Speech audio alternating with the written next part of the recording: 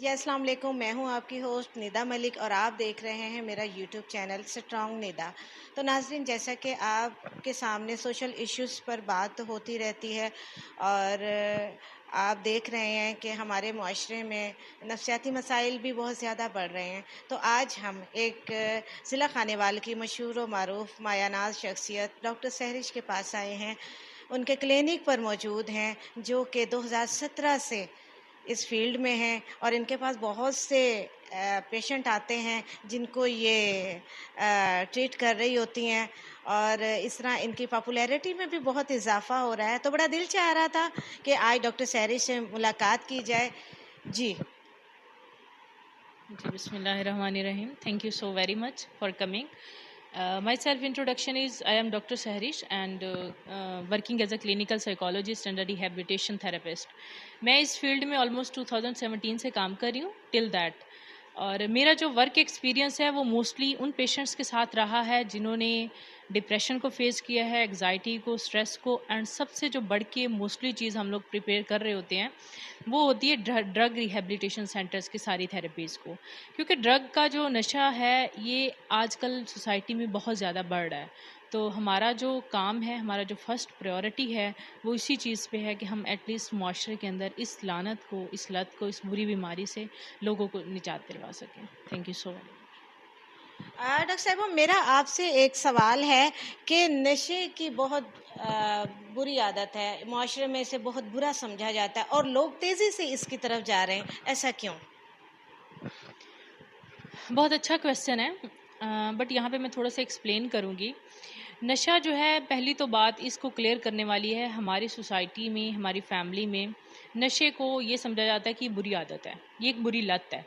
Basically ये वो चीज़ नहीं है। आप हम लोगों से पूछें, हम लोग इसको प्रूव कर देंगे कि जो नशा है ये एक ज़हनी बीमारी है। और ज़हनी बीमारी कैसे है? देखिए, लेट्स सपोज़ ऐसा होता है कि स्टार्ट में कोई भी बंदा है जिसने नशा, बेसिकली 2 लोग होते हैं, एक ड्रग अब्यूज़र होता है, एक ड्रग यूज़र होता है। ड्रग यूज़र से मुराद ये होता है कि जो बिल्कुल न्यू है, ड्रग्स की तरफ आ रहा है। उसने आज 1 डोज़ ली, कल ली, 1 हफ़्ता ली, 15 दिन ली। आफ्टर दैट वो अब्यूज़र बनता जाएगा। जितना वो ज़्यादा इस्तेमाल करता जाएगा ड्रग्स का, वो अब्यूज़र होता जाएगा। अब ड्रग यूज़र और अब्यूज़र में जो डिफ़रेंस आता है ना, वो यहाँ पे ये आता है, यूज़र जो होता है वो जल्दी इस चीज़ से निकल सकता है, अगर उसको ऑन द स्पॉट क्योर कर लिया जाए। क्योर कैसे करना है कि आप किसी अच्छे रिहैब सेंटर में ले जाएँ, किसी अच्छे क्लिनिकल साइकोलॉजिस्ट को दिखाएँ, साइकियाट्रिस्ट के पास लेके जाएँ, वो उनके ड्रग्स का करेगा, इलाज करेगा और बॉडी से जो नशा है वो डिटॉक्स हो जाएगा। बट जो अब्यूज़र हो जाएगा ना, उसके लिए थोड़ा मुश्किल हो जाता है। उसके लिए हम लोग प्रॉपर 90 डेज़ का जो ट्रीटमेंट है वो रिकमेंड करते हैं। आफ्टर 90 डेज़ बंदा जो होता है बिल्कुल फुल फ्लेज अपनी बॉडी से डिटॉक्सिफिकेशन करवाने के बाद और मेंटल हेल्थ को स्ट्रॉन्ग करने के बाद रिहैब सेंटर से डिस्चार्ज होके जाता है। तो आजकल का जो सोसाइटी है, हम लोगों को एक्चुअली अवेयरनेस ही नहीं है। क्यों? क्योंकि फैमिली की, पेरेंट्स की बच्चों के साथ इतनी ज़्यादा बॉन्डिंग ही नहीं है। अगर बच्चा बाहर कुछ गलत करके आ रहा है ना, उनका बच्चों का इतना ज़्यादा कॉन्फिडेंस ही बिल्ड नहीं होता कि वो अपने पेरेंट्स को आके ये बता सकें कि हम लोगों ने आज ये फ़ील किया था, तो हमारे साथ ये ट्रेजेडी हो गई है या हमने कोई नेगेटिव काम कर दिया। क्योंकि पहली जो बात आती है ना हमारे बच्चों की तरबियत में, सोशलाइज़ेशन में जो कमी आती है, वो ये आती है कि पेरेंट्स जो हैं वो बच्चों का दिमाग ही नहीं पढ़ सकते। उसकी साइकोलॉजी को कभी रीड ही नहीं करते, बिल्कुल रीड नहीं करते। और मेरे पास ऐसे पेशेंट्स आए हैं, बच्चे कह रहे हैं हमें इंजीनियरिंग करनी है, पेरेंट्स फोर्स कर रहे थे नहीं भी हमने डॉक्टर बनाना है। मतलब डॉक्टर बनाना ठीक है, एक अच्छी और पॉजिटिविटी है ये, बट आप थोड़ा सा इस चीज़ को भी देखो कि अगर आपका बच्चा इंटरेस्ट किस तरफ रखता है, उस इंटरेस्ट के लेवल को अगर आप कोप करवा देते हैं ना, उसी के साथ ही बच्चों की बॉन्डिंग स्टार्ट होना शुरू हो जाती है पेरेंट्स के साथ।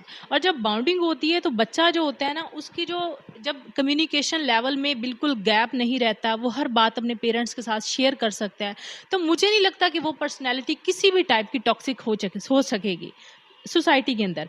उसका एक अच्छा इमेज होगा, उसकी सेल्फ रिस्पेक्ट होगी, उसकी सेल्फ एक्चुअलाइजेशन कंडक्ट होगी। हम्म। मेरा एक सवाल है आपसे कि जिस तरह हम स्कूल कॉलेजेस में देख रहे हैं, ये जो बड़े घरानों के बच्चे हैं, अक्सर देखा गया है कि उनके बैग से नशे की अद्वियात निकल रही होती हैं, ठीक है। और ये जो तालबात में नशे की लत जो है वो तेज़ी से फैल रही है, क्यों बढ़ रही है, वजह क्या है इसकी?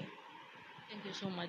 अच्छा, ये क्वेश्चन वाक़ई बहुत ही हाइलाइटेड क्वेश्चन है और after that Islamic university scandal ये तो बहुत ज़्यादा हाइलाइट हो चुका है। देखिए, मैं यहाँ पे बीइंग अ साइकोलॉजिस्ट मैं आपको ये एक बात बताऊँगी। पहली तो बात ये होती है कि हमारे अंदर ना ये एक सिगमंड फ्राइड का भी फ़ॉर्मूला है। वो ये कहते हैं कि being a human, being a इंसान, हम लोगों को ये होती है कि हम बेहतर से बेहतरीन की तरफ जाएँ। हमारी जो वो बच्चियाँ जो बैकवर्ड एरिया से आती हैं, पेरेंट्स उनको फ़ीस वगैरह भेज दे के यूनिवर्सिटी में एडमिशन दिलवाते हैं। जब वो दूसरी अपनी क्लास फेलोज़ को देखती हैं जिनके पास आईफ़ोन्स हैं, जिनके पास वो ऑडी पे आ रही हैं, उन्होंने वॉचेस पहनी हुई हैं, एप्पल वॉच पहनी है, उनके पास एप्पल के लैपटॉप्स हैं, तो उनका जो माइंडसेट होता है ना, वो सेम उसी की तरफ राग़िब होना शुरू हो जाता है कि ये अगर इतना कुछ ले सकती हैं, तो हम क्यों नहीं ले सकती? तो वो उस पीछे वाली रीज़न की तरफ जाती हैं, जहाँ से वो ये सारी चीज़ें ले रही हैं। तो वहाँ पे जो बैड फिनोमिना सोसाइटी का क्रिएट होता है, वो होता है एक लड़की और लड़के की फ्रेंडशिप का, ठीक है?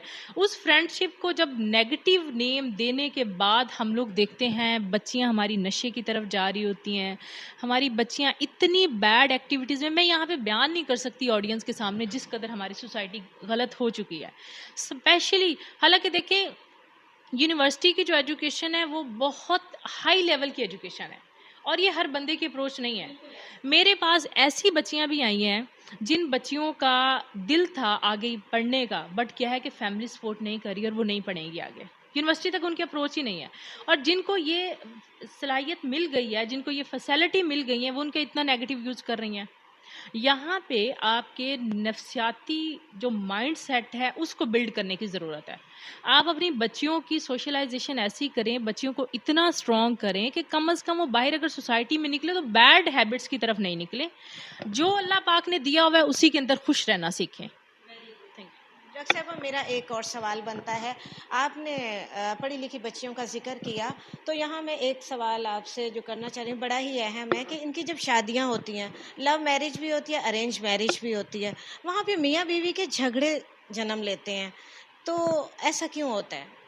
हाँ, गुड क्वेश्चन है। और आजकल ना मेरे ऑनलाइन सेशंस भी होते हैं और हर सेशन के अंदर मुझे एक दी चीज़ देखने में मिलती है ना मैरिड कपल्स की, वो ये होता है कि जी हम लोगों की ना कॉन्सेप्ट्स ही नहीं मिल रहे, हमारी अंडरस्टैंडिंग ही नहीं हो रही।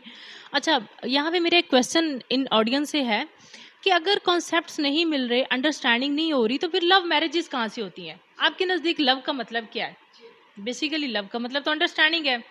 बट अगर मैरिड कपल की बात कर ली जाए ना, तो मैरिड कपल में एक फिनोमिना आता है ईगो का। ईगो से मुराद होती है अना। अच्छा, हस्बैंड कहते हैं कि मेरी अना है, चूंकि मैं मर्द हूँ, मैं मेल डोमिनेंस हूँ, सोसाइटी का मेरे पास होल्ड है, तो मैं क्यों नीचे आऊँ?